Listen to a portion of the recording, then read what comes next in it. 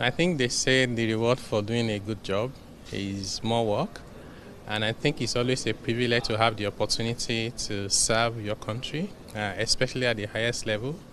But it's even more fascinating at this critical juncture for our country. So I do not take the trust for granted. So I'm grateful to Mr. President, but also very grateful to the generality of the Nigerian people, particularly stakeholders that have been very supportive of the work we've done to date. But they say reforms are only as good as the paper on which they are written. What is really important is the diligent execution, and this is part of it, to move from policy formulation to execution. So we're very excited and looking forward to the challenges ahead. Mr. President spoke glowingly of you, talking about your pedigree and what you have done. Now, with this that he knows about you, what do you want to do to ensure that you don't disappoint him and Nigeria?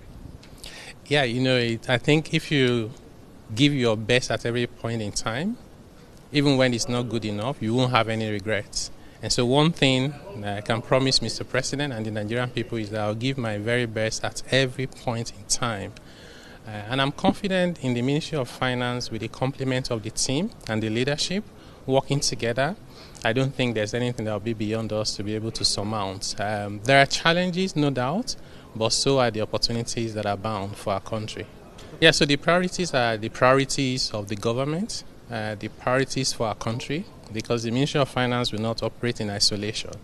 And those issues are mostly around revenue mobilization, so you can have enough revenue to meet the increasing demand of the public on the treasury, both at the federal level as well as sub-national. And then there's also the issue around spending efficiency and priority, because for every ₦1 that we earn, how can we optimize the value we get from it to meet the needs of our people?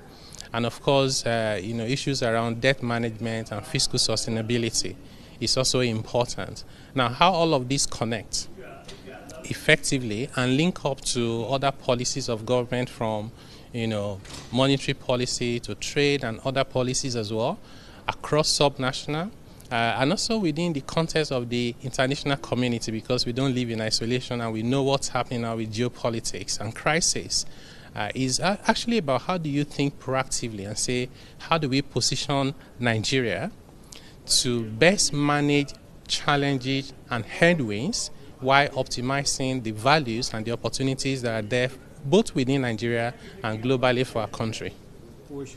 Thank you very much. Thank you. Madam, congrats. Thank you.